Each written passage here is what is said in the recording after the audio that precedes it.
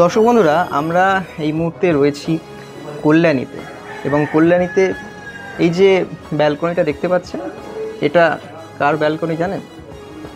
গত রাতে যার পা দিয়ে ভারতবর্ষ আবারও বিশ্বের দরবারে, এশিয়ার দরবারে শ্রেষ্ঠত্বের আসনের জন্য আরও এক ধাপ এগিয়ে গেছে, সেই সঙ্গীতা বাস্ফোরের বাড়িতে আমরা এই মুহূর্তে রয়েছি। গতকাল তার জোড়া গোল আপনারা সকলে দেখেছেন এবং যার জন্য গোটা বাংলা আজ গর্বিত। সেই কল্যাণীর গান্ধী হাসপাতালের কোয়ার্টারে রয়েছি, এবং এই গান্ধী হাসপাতালের কোয়ার্টারের দ্বিতীয় তলায় থাকেন সঙ্গীতা বাস্ফোর আর তার মা।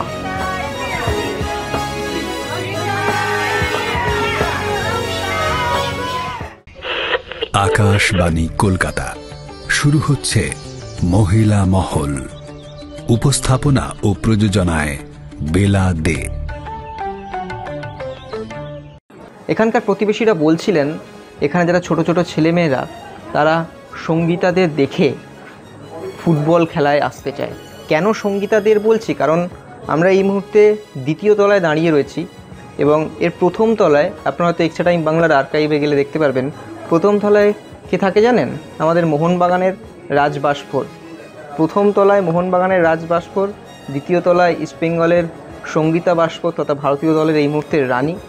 এই গান্ধী হাসপাতালের এই কোয়ার্টার একেবারে ফুটবলের গর্ভগৃহ বা আঁতুড়ঘর বলাই যায়।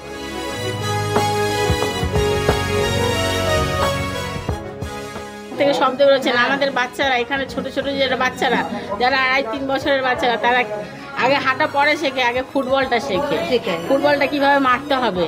আমাদের সত্যি এখানে টাইমলিও আছে যে রোজ আমাদের বিকালে মাঠে নামতেই হবে, আর নেমে আমাদেরকে ফুটবল খেলতে হবে। এই নেশাটা আছে সব বাচ্চাদেরকে। পড়াশোনার সঙ্গে বলেন যে ছেলে মেয়েরা আমাদের পড়াশোনা যেমন করেছে তেমন ফুটবলের নেশা আছে তাদের, যে ফুটবলও খেলবো। আমাদের ফুটবল আমাদের খেলা একটা, সেটা আমরা খেলবো। আমরা সবাই আত্মীয়র মধ্যে পড়ি।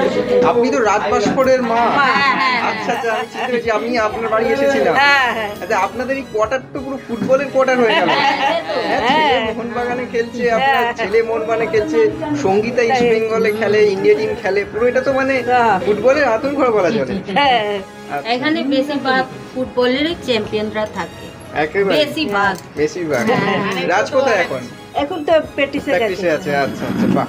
না হয়েছে, কিন্তু আমাদের সবাই ওকে সম্মান দেয়, সবাই আদর করে, সবাই ওকে, হ্যাঁ আমাদের পাড়া পড়ছে সবাই, ছোটোবেলা থেকে তো দেখেছি ওরা সবাই থাকে।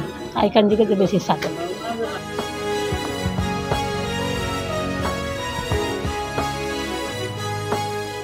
Extra time.